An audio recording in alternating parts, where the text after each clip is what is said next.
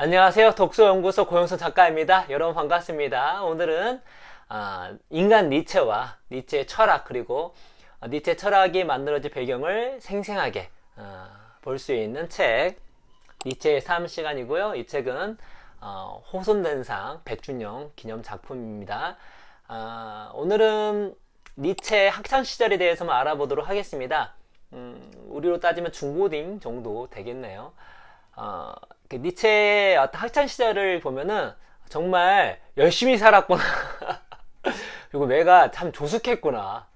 그리고 되게 공부를 잘했긴 했지만 그렇다고 막 우리가 생각하는 것처럼 모든 분야의 천재 그런 건 아니고 좀 호불호가 강한 친구였구나. 그런 것들을 이제 알 수가 있고, 그리고 미래에 나타날 니체의 철학과 광기의 어떤 씨앗을 볼 수 있는 그런 장입니다. 이제 이 책의 이제 2장 독일의 아테네인데, 여기 있는 내용들 중에 몇 군데를 발췌를 하면서 니체 학창시절에 대해서 한번 알아보도록 하겠습니다.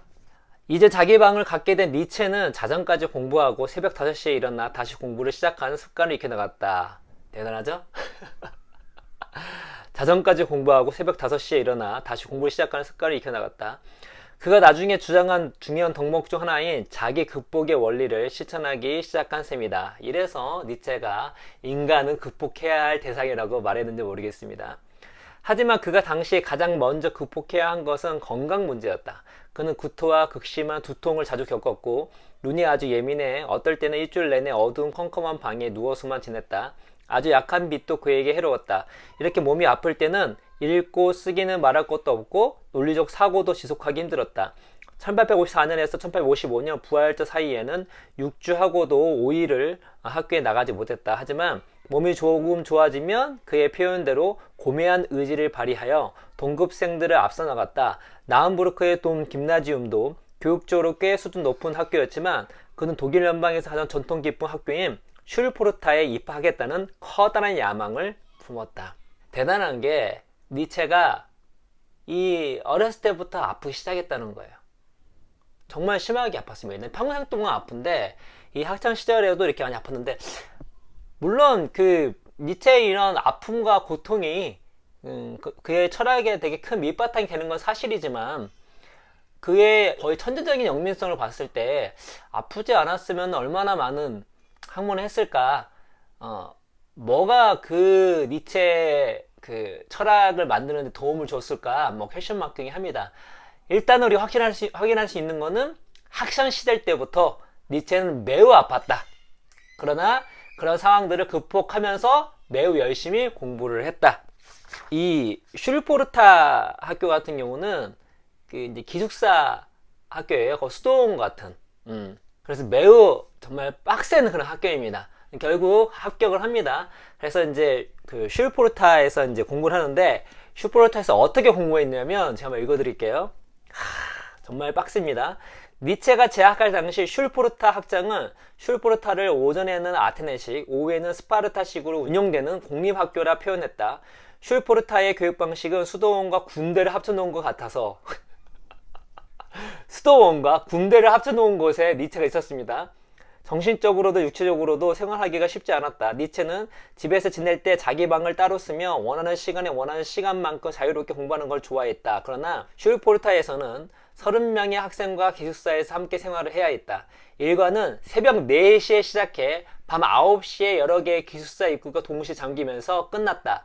아마 오늘날 오페라 하우스에서 공연 시작을 전후로 수십 개의 입구가 동시에 열렸다 닫히는 모습과 비슷했을 것이다.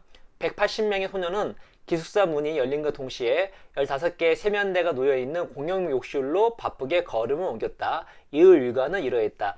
이제 이 책 재밌는 게 그 니체가 슐포르타에서 지냈던 하루 일과가 나오는데 재밌습니다. 5시 25분에 일어나서 오전 기도와 우유와 빵을 먹네요. 6시에 수업, 7시에 8시에 공부, 8시에 10시에 수업, 10시에서 11시에 공부, 11시에 12시에 수업, 12시에 이제 뭐 밥 먹고 또 기도하고 자유시간, 1시 45분에서 3시 50분 수업, 3시 50분에서 간식 먹고, 재밌네요. 4시에 5시 사이에 상급생이 하급생에게 그리스어 구술 시험이나 수학 문제 테스트. 이때는 이제 이 학교에서 그리스어와 라틴어를 많이 배웠는데, 이렇게 학생들이 학생들에게 알려주는 이게 공부 방법으로는 아주 좋죠.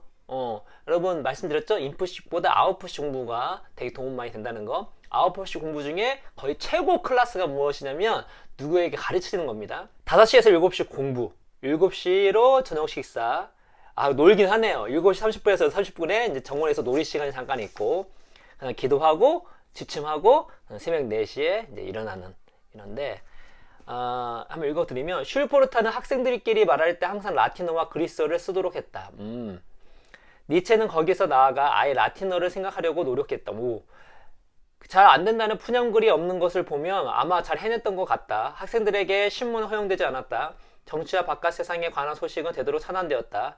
주요 교육 과정은 고대 그리스 로마의 문학과 역사, 철학으로 구성되었고 게테와 실러 같은 독일 고전이 주요 교재로 사용되었다. 니체는 이런 과목을 훌륭하게 잘 해냈지만 성직자가 된 데 필요했던 히브리어를 어려워했고 특히 히브리어 문법을 힘들어했다. 이때부터 원래 꿈은 성직자였는데 이때부터 벌써 성직자가 갈 길이 아님을 본인이 몸으로 느끼고 있지 않았을까.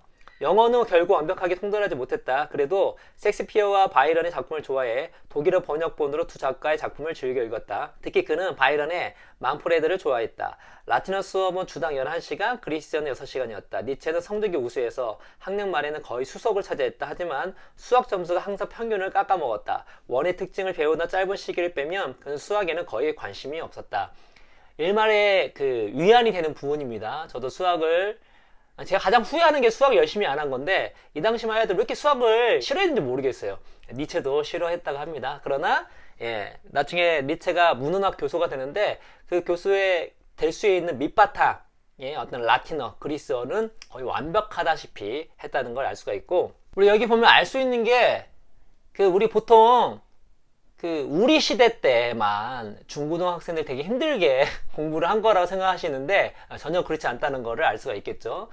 대학이라고 하는 것은 여러 가지 이제 이견이 있지만 보통 13세기부터 본격적으로 등장했다고 봅니다. 물론 그 이전에 여기 김나지움이라 얘기했던 것처럼 그리스 시대 때부터 이런 어떤 학문의 어떤 기관들이 이제 있었던 건 사실이지만 우리가 대학이라고 하는 것은 13세기부터 시작됐고 그 당시만 하더라도 이제 나라별로 어떤 국왕이나 그 도시의 어떤 명예를 위해서 이제 라이벌 의식을 갖고 이제 대학을 육성을 많이 했습니다. 대학이 있다 보니까 당연히 거기에 맞춰서 이 교육 체계가 확립이 되고 이런 좋은 대학에 가기 위해서 열심히 이제 공부를 하는 우리랑 거의 차이가 없는 그런 시간을 지는데 니체의 삶을 보면은 우리보다 더 심하지 않았나 라는 생각이 듭니다. 물론 13세기에 있었던 대학은 우리와 대학이 다릅니다. 그때만 하더라도 과목이 3개에서 4개 정도밖에 되지 않았는데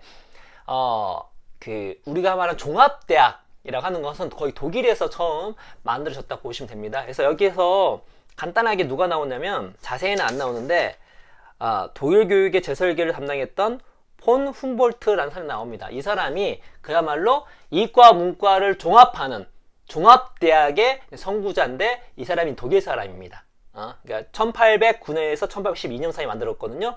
이러한 어떤 교육 체계 안에서 니체가 이렇게 있는 것입니다. 니체가 이렇게 공부 쪽은 잘 했었는데 그 외에 이제 그들 말씀드린 것처럼 음악은 잘했고 운동은 잘 못했습니다만 수영은 잘했습니다. 읽어드리면 이런 시작에 비추어보면 신기하지만 수영은 니체에게 평생 즐거움을 선사하는 운동이 되었다. 체육에 소질이 없었던 니체는 다른 체육에서는 몸부림에 가까운 우스꽝스러운 고개를 펼쳤다. 그래서 이 수영이 나름대로 니체가 인생을 살아갈 때 큰 위안이 되는 그러한 스포츠가 됩니다. 그래서 뒷부분 보면은 되게 좋은 곳에서 수영하면서 여가를 즐기는 모습이 자주 나오는데 그나마 많은 고통 속에 있었던 그런 니체가 이런 수영을 통해서 그나마 조금이나마 인생에서 즐거움을 얻었다는 것에 대해서 괜히 제가 다행스럽다는 생각이 듭니다. 역시 그러나 니체의 어떤 숨통을 틔워줬던 특히나 니체는 원래 자유로운 공부를 좋아하는데 여기 슈포르타는 완전히 군대와 수도원을 합친 곳이니까 얼마나 빡빡했겠습니까? 그 가운데서도 니체가 숨을 쉬면서 어떤 자유를 만끽하는 순간이 있었는데 그건 바로 음악을 할 때였습니다. 이거 드리면 음악을 향한 니체의 열정은 식지 않았다. 니체는 학교 합창단에 들어가 수없이 많은 행군을 경험하며 음악의 즐거움을 누렸다. 슐포르타에서 배우는 다른 모든 학문이 집단 윤리를 따르며 자아 실현을 이루게 했다면 음악만큼 그가 자유분방한 사고를 놓치지 않게 해주었다.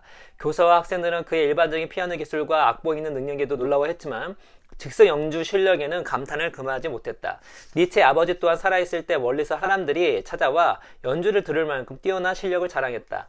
이제 니체의 학교 친구들은 아버지로부터 물려받은 재능으로 뛰어난 연주 실력을 선보이는 그에게 찬사를 보냈다. 그가 피아노 앞에 앉아 열정적인 선율을 쉼없이 쏟아낼 때면 사람들은 어울리지 않는 긴 머리를 쓸어 넘기고 두꺼운 안경을 쓴 이 키 작은 소년 곁으로 하나둘 모여들었다. 그림이 되게 참 뭐랄까 그 이 보면은 이렇게 니체가 인기가 있진 않았습니다.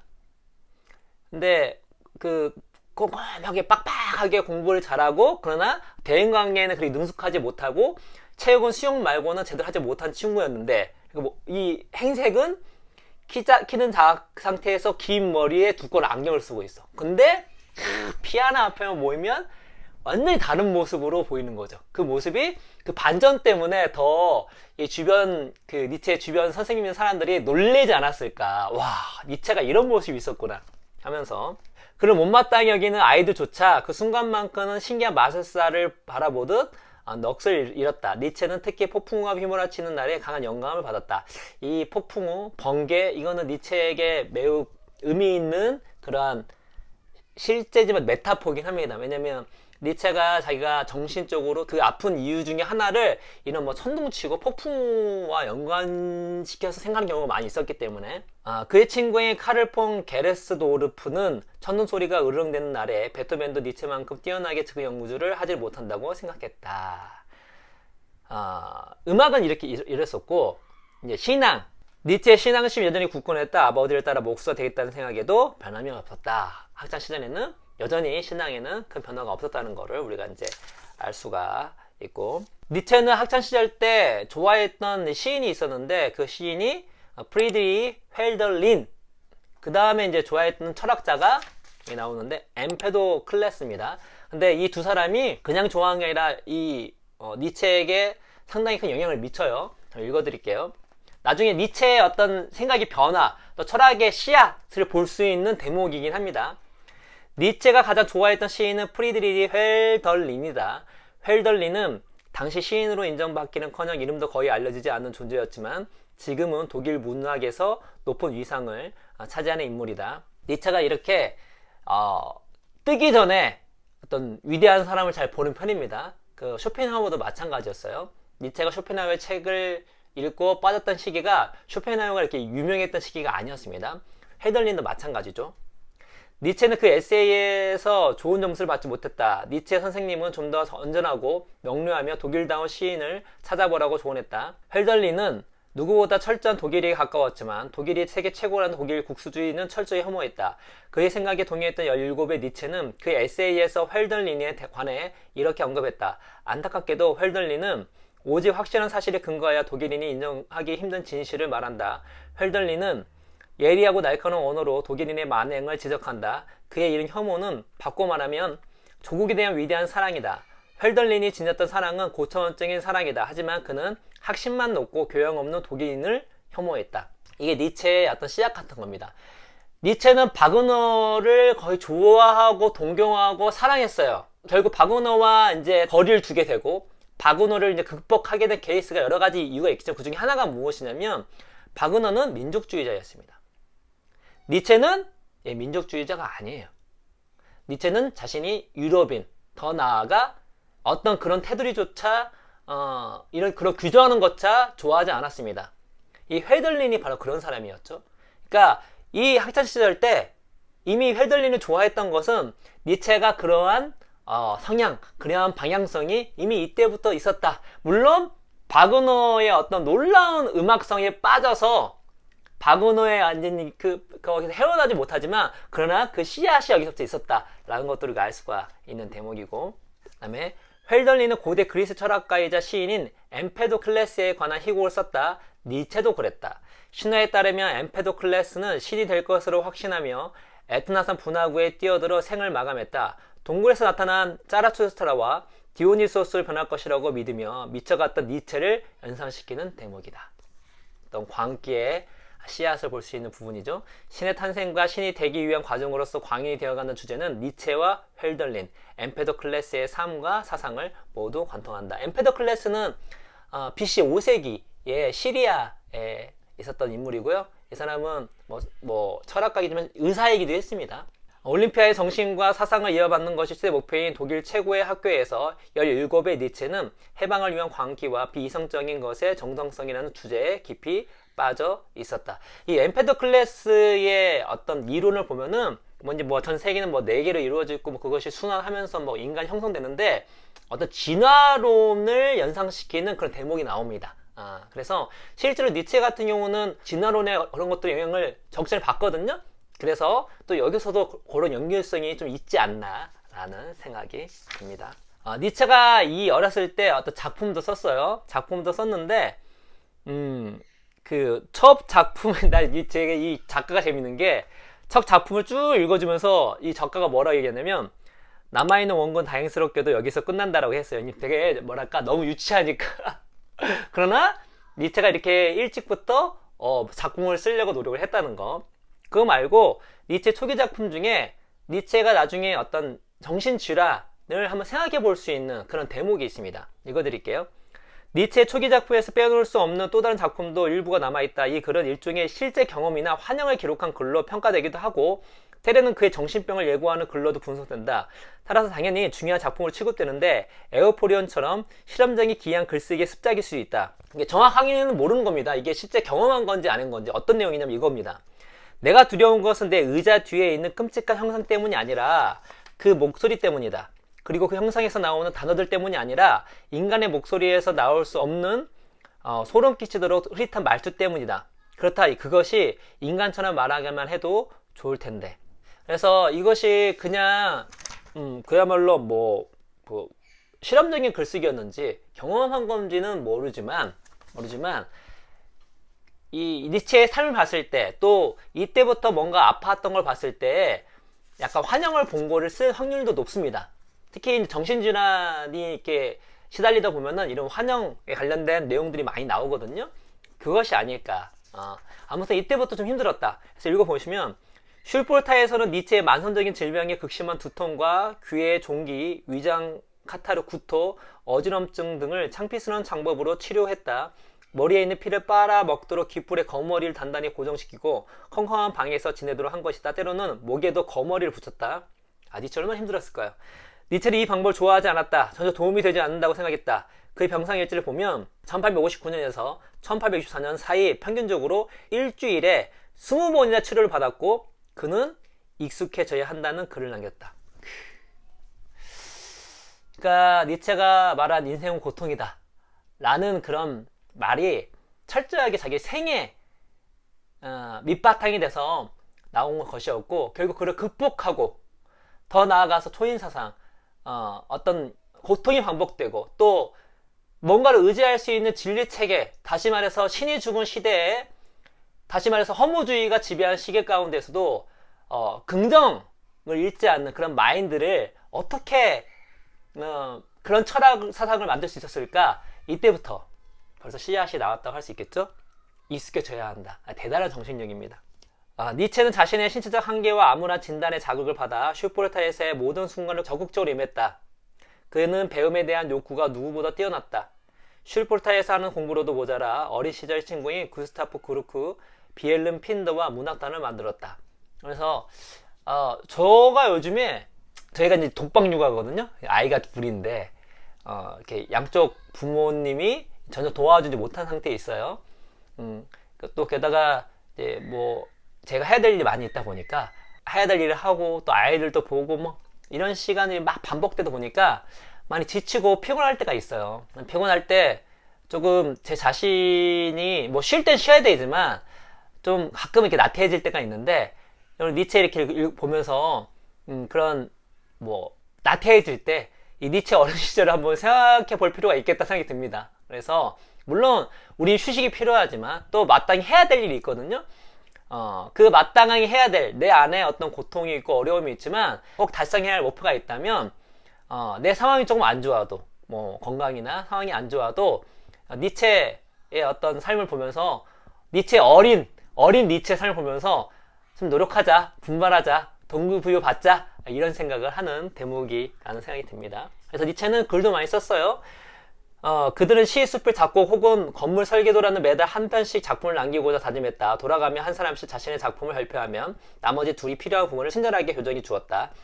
니체는 3년 동안 크리스마스 오라토리오, 니벨룽겐에 따른 크림힐트의 성격, 음악의 악마적 요소에 관하여 등 거의 34편의 글을 썼다. 그는 두 친구가 글쓰기를 멈춘 후로도 혼자 오랫동안 계속 글을 썼다. 1862년 모임 기록지에는 어떻게 하면 우리가 더 열심히 활동할 수 있을까라고 고민한 본 적도 있다. 마지막으로 이제 슈포르타 마지막 해에 이제 니체가 쓴 논문에 관련된 내용인데요. 여기서는 우리가 무엇을 엿볼 수 있는지 한번 알아보도록 하겠습니다. 슈르포르타에서의 마지막 해인 1864년에는 정규 교과 외의 활동이 적었다. 대학 입학 시험인 아비투어를 통과하려면 독창적이고 의미 있는 조리 작품을 쓰는데 집중해야 했다. 그래서 니체는 그 테오그니스라는 시인을 쓰려고 했습니다. 왜냐면 자유롭게 연구가 여전히 많았으니까. 니체가 뭐라고 얘기하냐면 많은 부분은 추측과 추론에 의지했다. 하지만 언어학적으로 철저하게 최대한 과학적 방법으로 조사를 완성할 계획이다. 이때부터 니체는 흥미롭죠? 꿈은 신학자였어요. 신학자였지만 어떤 자기도 모르게 진짜 땡겼던 방법은 과학적 방법. 그러니까 과학적 방법으로 나중에 자신이 많은 공부를 하게 되니까 어떻게 했냐면 어떤 자기가 지금까지 배웠던 신학적 모순에 직면하게 되겠죠. 그 신학적 모순에 직면하게 되면서 많은 갈등이 있었을 것입니다. 그러나 결국 본인이 생각한 반대로 이제 그 결정을 하게 되죠. 그래서 이때 벌써 학창 시절 때부터 일단 과학적 방법에 대한 그런 자세가 투철했다는 것을 우리가 알 수가 있는 대목입니다. 니체는 테오그니스에 관해 연구할 때 이런 글을 남겼다. 그는 자신의 말대로 언어학적으로 철저하고 과학적인 메가라의 테오그니스에 관하여 라는 성공적인 논문을 완성했다. 여름방학이 시작되고 일주일 만이었다. 대단합니다. 42페이지에 걸쳐 라틴어로 빽빽하게 써낸 논문은 문학 교사들을 놀라게 할 정도로 훌륭했다. 나머지 여름방학 기간에는 수학 공부에 매진해야 했지만 그러지 않았다. 방학이 끝난 뒤 수학과 교수는 격분해서 아비투어 시험을 통과시키지 않겠다고 의립장을 놓았다. 그러나 워낙 이 논문도 훌륭했고 다른 과목이 훌륭했기 때문에 통과를 시켰습니다. 여기에 이제 니체의 어떤 첫사랑도 잠깐 나와요. 첫 배팅, 첫 배팅에 실패를 합니다. 그런 아픈 내용도 나오는 부분입니다. 뭐 어리면 어리고 그러나 매우 조숙했던 그 니체의 학창 시절, 그때부터 니체는 많이 아팠습니다. 많이 아팠지만 자신이 가고자 하는 그가 꿈이 목사였지만 그러나 그가 공부하는 방식과 그리고 그가 좋아했던 인물들을 바라봤을 때에는 결국 어떤 목사가 되고자 하는 그의 꿈이 균열이 생길 수밖에 없음을 우리가 니체의 학창시절을 보면서 확인할 수 있는 대목이었습니다. 그래서 뭐 여러 가지 생각이 드는데 니체의 어떤 그 철학이라고 하는 것은 벌써 이때부터, 물론 그 전에 아버지가 죽을 때부터, 그리고 자식이 정말 아플 때부터, 그리고 본인이 공부를 시작할 때부터 그 씨앗이 만들어지지 않았나. 이런 니체의 학창시절이 니체의 철학을 더 깊고 풍부하게 이해하는데 도움이 될 거라는 생각이 듭니다. 그래서 오늘 이야기는 이것으로 마치고요. 다음 시간에는 이제 니체의 신앙의 위기, 그리고 쇼펜하우어, 그 전에 말씀을 이제 못 드렸던 쇼펜하우어에 대한 니체의 어떤 생각, 그리고 이제 바그너를 본격적으로 만나게 되는 그런 이야기를 한번 나눠보도록 하겠습니다. 오늘 이야기는 이것으로 마치도록 하겠습니다. 여러분 감사합니다.